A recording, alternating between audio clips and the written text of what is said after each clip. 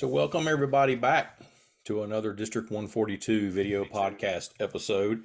I am very, very happy to have District 142's EAP Director Paul Shultz as my guest today. Paul has been in his position now for a number of years. He's very well known around the district.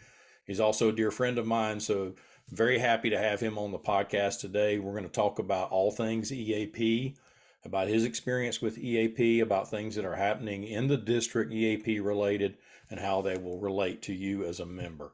So Paul, I think for our members maybe who don't understand exactly what EAP is, what exactly is EAP? What does it stand for? And the thing I think maybe I would like to emphasize is, why is the union's EAP better for our members than what their company may provide? Okay, this what the EAP is. It's Employee Assistance Program. And a little bit of history. It started out way back when that we saw that we had troubled employees that had, mostly it was alcohol use, but alcohol use or substance abuse issues, and nothing was being done. We were kind of hiding them from management at work, but they weren't getting any better, and eventually they would get terminated. And so that's where the employee assistance program's roots came from, and that's where we got started. And that's still a very primary function of the EAP, but like all things, it is it's blossomed and it's grown through the years, and there's a lot more, and I'm very glad to see this, there's a lot more emphasis on mental health these days.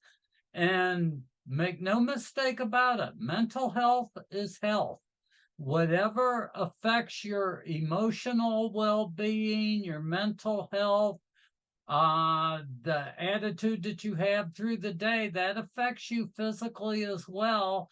And if you are under constant mental health strain, if you're under constant pressure and stress, it will take a physical effect. It will take a toll on your body. There's a very good book out called The Body Keeps the Score. And it talks a lot about how mental health issues will equate to physical health issues. So we are a broad brush program now. And basically, it's anything within your life. If it's not contractual, it's not a safety issue or a flight safety issue, it's EAP. It's the things that affect you on a daily basis, the world around you, and how you react to it. And not only you, but your family and the society that you live in, they all affect your mental health. And so we work not only with our members, but with their families as well. And our service is for everybody. And I kind of hesitate to say that the union EAP is better or worse than a company EAP. Let me say we do things differently. Well, I will say that the union EAP is superior to just giving somebody an 800 number and saying, there you go, have a nice life. Right. The 800 number has its place in that most of the airlines we work with offer so many free visits with a counselor through their 800 number. Most people have never seen a therapist. They're very unsure of the process. They're not even sure if they need to or want to talk to a therapist. And in those cases, that 800 number is good because it's no money out of the member's pocket. They can try it, see if that's a fit for them, see if that's what they're looking for. The thing where we really excel is we follow up. If I give somebody, say on American Airlines where I'm employed, if I give somebody American's 800 number and they want to call a counselor, I ask them permission, and I am going to follow up with them within usually 2 weeks, because there's a little lead time, just like getting a doctor, there's a lead time getting a therapist. And I'm going to follow up with them. First of all, I'm going to tell them if they have any issues, questions, concerns, call me right away, and we'll work through that. But then I'm going to follow up with them in a couple of weeks. Hey, did you call the number? Did you get through? Did you get somebody? Is it helping? I don't need, I will let members tell me as much or as little as they want to about what they have going on. Right. Sometimes, if I'm not getting quite enough information to get them to the best possible therapist, because therapists, like any other medical profession, there's 100 different flavors. And so you want to try to get them to the therapist that will do them the most good. So we may ask a little, dig a little bit to try and get them referred to the right therapist. Another service that we have through the union that I've used a lot and I'm very proud of is Dr. Jim Leslie, who was one of my mentors, runs the EAP hotline for the international. And he uses a service from Psychology Today, and he's very good at it, where he can find a therapist in an area that takes your insurance for any member, any place we have in the country. And I use him a lot, and I'll find therapists for people that way, and they are going to pay a copay. But the good part of that, of using that, is we know that we are going to get them a master's level therapist, master's level or above therapist, that is suited right to the issues that they have identified and takes their insurance.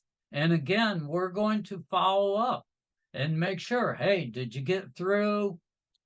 Did you talk to them? Is it helping? Is there anything different we can do? And the follow-up, I think, is one of the most important parts of our program, is we are always going to make sure that whatever we are offering is actually what the member needs and does what they're looking for. That I know it's kind of long-winded, but No, that's a great overview of exactly what EAP is and what EAP does. There are a lot of layers to it, and I think a lot of our members who've never used it, or maybe in the back of their minds they think I would never need that. They don't realize what a great resource this is, and they may indeed need it. And even if they don't need it, somebody in their family may need it, or their coworker who they maybe keep, let's face it, we have people that we work with every day. We see them every day, sometimes as much or more than we see our family members, and we notice little things. So, I've always felt like that we as employees looking out for each other, sometimes that's one of the best assets we have, we can advocate for each other. And I think a lot of people may not realize and that EAP is completely confidential. That that when you pick up that phone and call a number, or you send an email to yourself or to any of the EAP reps around the country, that everything starts and stops right there as far as confidentiality. And no one's going to know what they're talking to you about, or any of the other reps. No one's going to know but between you and them. And if they end up engaging the use of a therapist or somebody like that. So I think people need to understand that aspect of it, because that's big. And I want to comment on that and make that crystal clear, because there are a couple of exceptions to the confidentiality. You're right. Everything is absolutely confidential, and that's what our program is And the exceptions are, and I'll make it very simple in lay terms, if you threaten to harm yourself or others, then there is a duty to warn, and it varies state by state. But Right. like with me, I have my CEAP, which is a Certified Employee Assistance Professional. There is no licensing for EAPs, but CEAP is internationally recognized accreditation. And I also have my LAPC, which is Labor Assistance Professionals Certified. And because there's codes of ethics that go along with them, I have the code. I have to comply with the codes of ethics. However, the way I've always done this is, if I'm talking to somebody and they're talking and they're saying they think they may have anxiety issues or minor stress, that's not going to come up. And so Right. I don't really concern myself with it that much. If they have an anger component where it may come up, then I will let them know what the limitations are. And even if they would burst out a threat, I will ask them, did you really mean this? And this is what has to happen if you really meant this. Yeah. Because you don't want to put a member in a very bad place or jeopardize their employment just because of an outburst that they really didn't mean. Right. So you give them time to calm down, take a breath. Is that what you really mean? And I've been doing this since 92, and I've only ever had one time where the duty to warn even came into effect. So it just doesn't happen that often. Right. If a member is very angry with an organization or an individual and you talk to them about it, they will let you know, no, I'm not going to harm them. I'm angry. And then we can work through that and talk about it. But I did want to clear that up. But yes, confidentiality is absolute. And I can give an example to this that I think most of our members can relate to. Is a lot of times I'll have a supervisor or a manager call me up and they'll say, can you talk to this individual? They're having issues at work. Can you talk to them? Absolutely. So I will talk to that individual. And when the manager comes back and asks me if I talk to the individual and how it went, I will tell the manager, I can't tell you that. That's confidential. Is what I will tell you is, if you don't see any difference, then get back to me. Mm-hmm. And we'll go further with, we'll pursue it further and try to find something that works. But I can't tell you. If I'm talking to a shop steward and I have worked with an individual on an EAP issue, I can't tell that shop steward that I'm working with that individual. I will let the shop steward give me all the information they want to give me, but it's only going one way. Right. Well, I tell you, thinking about EAP, EAP is evolving all the time. It's evolving just like our society is evolving, and the problems that young people today are dealing with, and not just young people, but I'm just sort of specifically thinking about young people right now. A lot of the problems that they're dealing with are so different from what you and I dealt with, maybe when we were their age. What are some things that EAP helps our members navigate that people might not be aware of? We talked about mental health issues and that sort of thing. Is there anything else that you can think of that, the average member out there might have no idea that that's something that EAP can help them with? One of the big things, and I've had quite a few calls on this in the last months, one of the big things that we help our members with is when our members have children that are having a hard time either in school or with peers or whatever, and bullying, social media. Social media is a big part of society that maybe you and I didn't grow up with, but it's here, it's real. And the bullying, when we were growing up, we were taught that if you're complaining about bullying, you're whining. Just Right. get over it. Well, I don't think that's a correct way to look at it. Bullying is absolutely real. And Yes. the best example I can give is most of us walk around in a very relaxed state. Uh, if you're being bullied, you're not walking around in a relaxed state. You're always on edge. You're in that fight or flight mode. Right. And that takes a horrible toll on your body because it's always on your mind. Bullying is a very big thing. We work with our members a lot on that, not only with their children, but with our members themselves. And our younger members that are on social media, maybe more than the older members, I think are more aware or more entrenched in the problems of the world because they see it magnified on the social media that they're on.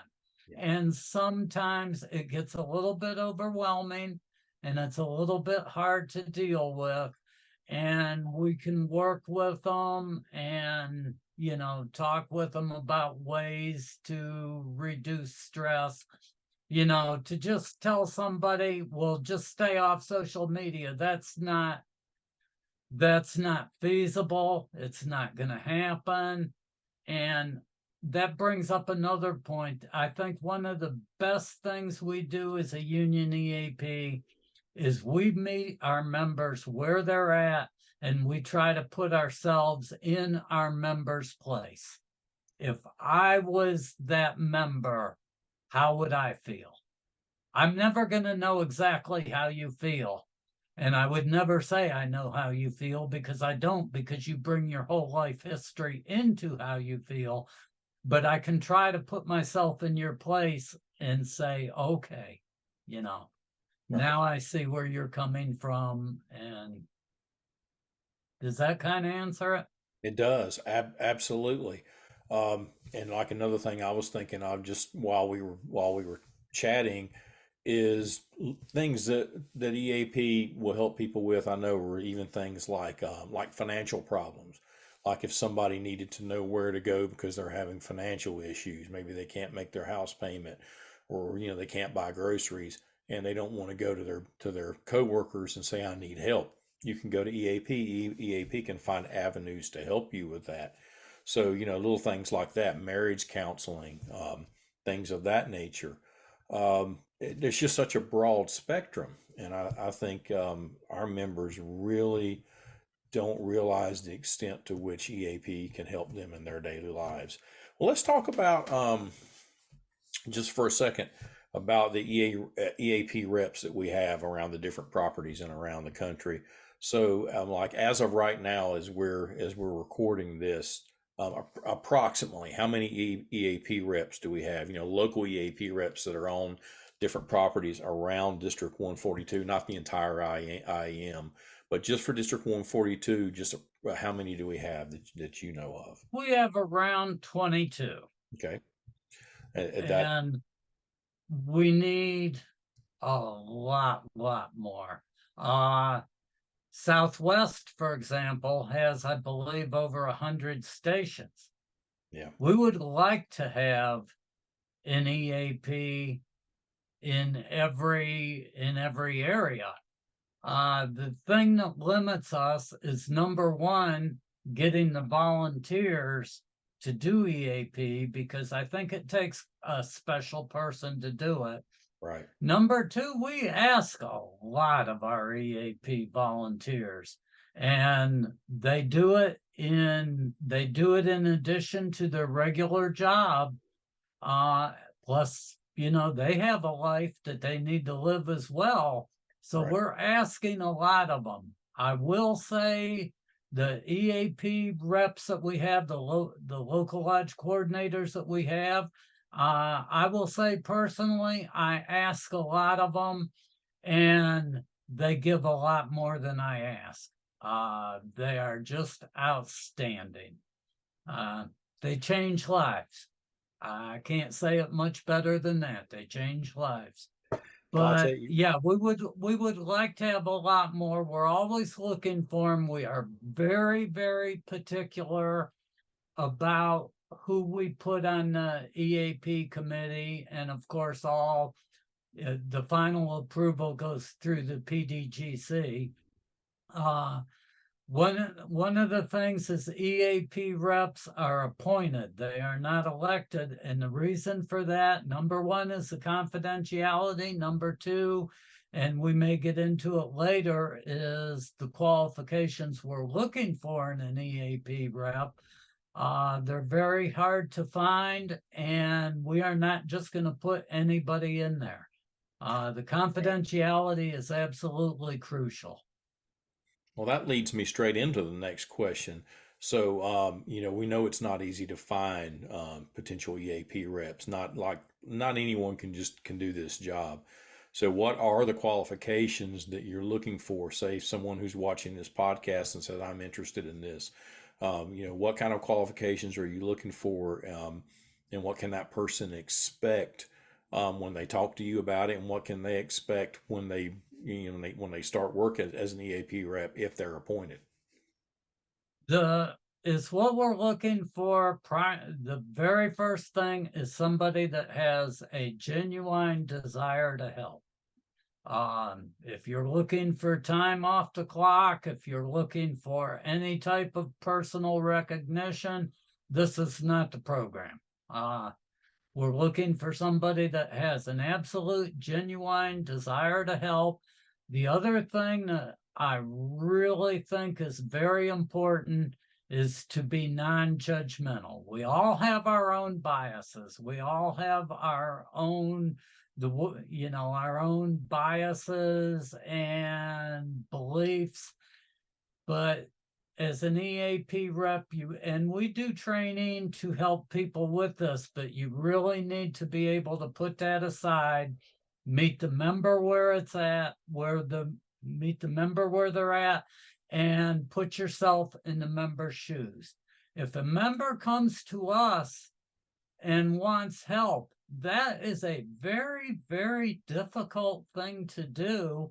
And sometimes they're telling us things that they have never told another living soul. Yeah. That's very, very precious. And we really need to be cognizant of how much that member is exposing themselves to us.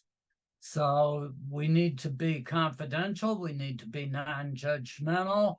We're looking for members that get along well with their peers, get along well in the workplace. We also want them to get along well with management. Right. We want members that can take their, we ask our EAP coordinators to stay out of local lodge politics, stay out of politics in general, to try and be non-controversial. That doesn't mean you can't have opinions. Yeah. We're just asking that you don't, that you kind of keep them to yourself as part of being an EAP rep. Right. And there's a very simple reason for that. Um, if I'm going on, say, social media, and I'm very hardcore to the left, to the right, whatever it is, and we all know how society is today. Yep.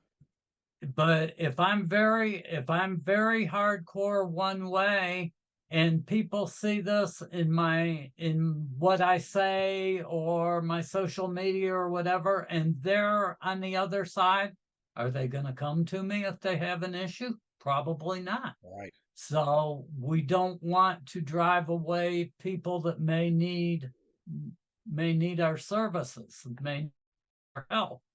And so that's why we ask that, so that we're looking for people that can do that, that can put aside their personal, not do away with their personal beliefs, but compartmentalize and put them aside, do their job. One of the things that I look for when I go into a station that doesn't have an EAP rep and I'm talking to them about getting an EAP rep, I say, do you have that one person that the members seem to go to with their issues? Because the members already trust that issue, Right. or trust that member. And the member has already shown that they can be trusted. So that's a good start, and then we'll see if they want to do it. But those are some of the things we're looking for. We want them to have a good record. About half of the members, about half of the coordinators we have, maybe a little more, are in recovery. I myself am in recovery. And for a lot of us, that's what brought us to EAP, is we were helped by somebody. We got clean and sober, and we want to spread the word and help other people. And it's the 12th step in AA 12 steps. And so we have a lot of folks in recovery. If you are in recovery, we ask that you have been in recovery for at least 3 years. I think it's 2 or 3, because when people first get into recovery and they first get clean and sober, they have what we call the pink glow, and they feel better than 7 years, and they want to go out and save the world. Well, we want that to pass, and we want to make sure that they really want to do this. The other thing we tell our coordinators is, things change over the years. If you've been a coordinator for a while and you have changes in your life and don't feel like the job is a real good fit anymore, there's no shame whatsoever in that. We want people to really want what they're doing. I haven't seen that. I have not seen that very often either. Generally, the EAP coordinators we have, they're there for life, and sometimes it can be very frustrating, and they love every second of it. And that's why they do such a great job. It's an opportunity, I think, for a lot of our reps. It's an opportunity for them to pay it forward. As the saying goes, what you just touched on, they were helped at some point, and now this is the way I'm going to pay. This is the way I'm going to pay it forward, is by helping my fellow member. I'll change gears just a little bit here. One thing real quick before we go, and I'll never quit putting in plugs for EAP, but in my opinion, EAP is the essence of the union movement and unionization, because the union started on member helping member. Yep. That was how the union started. That's our most basic philosophy. I agree 100%. 100%. Okay, so we're going to shift gears a little bit. EAP works closely with the Flight Safety Committee. You were invited to speak at this year's Flight Safety Conference, and I think you probably participate every year, the conference that happens at Whippensinger. But tell us a little bit about the Critical Incident Response Team. What is it, and how does EAP fit into that? Okay, and I'll give a little bit of history of how we started. I think it was 6-7 years ago. There was a shooting at the Pulse nightclub in Florida, and the Southwest members were very deeply affected. Even though we didn't have any EAP folks actually at that location, Southwest asked us if we could send EAP folks down to help the members get through there. So on 142 and 141, we responded and we went down there and spent time with the Southwest folks.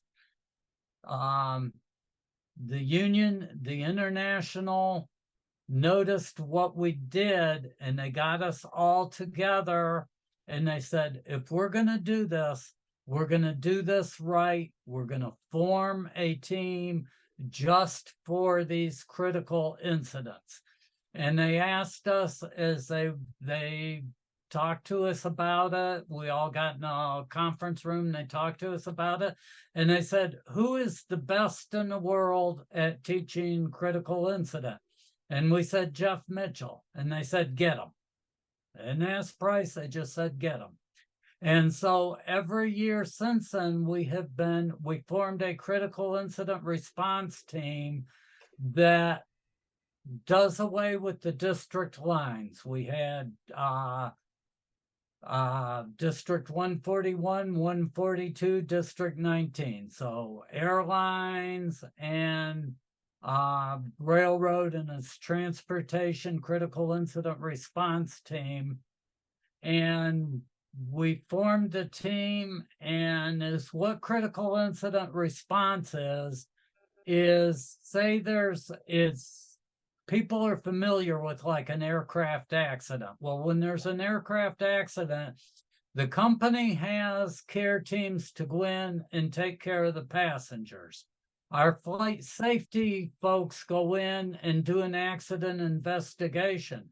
Up till this, there was nobody to take care of our folks. And so that's what the critical incident response team does, is we've learned how to do, and critical incident response is a subset of the mental health field all in its own. Whereas what they've, I'll try and boil this down, is what they've found is that when somebody is involved in a traumatic event, if you can get to them right away and talk to them and help them process that traumatic event, the chances of them having reoccurring mental health issues years down the road from it are much, much reduced. So is what we do is we go in and we work with our members. Say there's a big one would be an aircraft accident, but the other ones that we've worked with is we've had where there's been a inside an airport terminal, like there was in Fort Lauderdale. Probably the biggest one we responded to was, and this wasn't even transportation, but we were asked to go in there and we were very proud to do it. It's a factory in Illinois. It was a Pratt, I think they make water valves. We went in there, there was a IAM member that was being disciplined and possibly terminated, and the member shot several other members, or it was a shooting inside the factory. It was very, very traumatic for these people, and we went in there and worked for a week with them. Wow. And that's what we do. We go in and we work with our members right after a traumatic incident happens. The latest one was we had a traumatic incident in Austin where a airport employee walked into a jet engine, and our members witnessed this. And right away, EAP folks went in there that were trained in critical incident response to help our members. Next week, we are having our annual critical incident response team training. And I don't know the exact number, but I want to say it's around 35 to 40. So we have a very good team. Great, great. Well, kind of along with what we were talking about, with flight safety, and I'll throw in a quick little plug here for the IAM's Education Center for anybody watching here who has never been to the William W. Whippensinger Center, Education and Technology Center in Hollywood, Maryland. A lot of these conferences take place there. So if you're an IAM member and you're not familiar with the Whippensinger Center, I would encourage you to. You can go to, probably the easiest way would be to go to the IAM's website, goiam.org, or you could just Google William W. Whippensinger Education and Technology Center. An amazing place, and a lot of EAP classes are taught there. We could turn this podcast into an entire episode about Whippensinger. It's such an amazing place. But you just recently got back from helping teach EAP 3, that program at Whippensinger. What were your big takeaways from the class this year? I absolutely love being part of teaching those classes. I'm very honored to do that. And when I go up and teach those classes, I believe I get more back from the students in the class than what I actually give. For one thing, the EAP classes are hard to get into. So when we're teaching them, they're very easy to teach because these folks are just so eager to learn. And probably my biggest take was how knowledgeable they were of EAP and how very in-depth they were in all the different class assignments. And it's a very, very interactive course. There's a lot of, we divide the room up into the different tables. We assign the different tables, local lodge 1 through however many people we have for the different tables. And we will assign group activities within the structure of the things we teach during the week. And one of the things that I came away with is one of the exercise was to pick an animal that best describes the you work for and tell us why you picked that animal and what attributes of the animal, the company. And the answers were just so in-depth. These people were just fantastic. I can't say enough about them. Wow. Well, I'll tell you what, man, all of that just sounds so exciting. And we're so fortunate in our union to have this. This is a benefit for our members. It's a benefit for us, all as IAM members. I can't speak to other labor unions. I just know for us, this is huge, and we're very, very fortunate to have this. Well, we're going to wrap it up here in just a minute. So I guess I'll close out by asking, is there anything before we close? Is there anything you would like to sort of leave our members with? Maybe something that is coming down the road that's the future for EAP, or maybe just the most important aspect of what we've talked about today that you'd kind of like to leave fresh in our members' minds? I think the most important thing that I would like to leave is that we're here, we're available, and to spread the word and to reach out. And I would like to leave this with the members. If you see somebody that seems to be struggling, tell them, make sure they're aware that we're there. And if they continue to struggle and they're not really receptive, you can always go to like a shop steward or something and say, hey, this individual seems to be struggling, and we will reach out to them. But the one thing I want to leave to the members most importantly is that we're here, we're available 24/7. Obviously I sleep, but I am available 24/7. If you call my cell, and my number is 704-907-3563. I want to make sure that's out there. Yep. Actually, maybe just put my contact information somewhere in the podcast. Absolutely. And if you call me and you get the voicemail, I will call back as soon as I can. But we don't ever want to see a member out there struggling and not getting the help they need. I think that's the most important thing to leave the membership with, is we're there. That's a great last thought. Yeah, I really appreciate that. Um, our members need to understand that these EAP reps, they do work hard. They are a dedicated group. Paul, you're a dedicated person. You've been doing this for quite a while.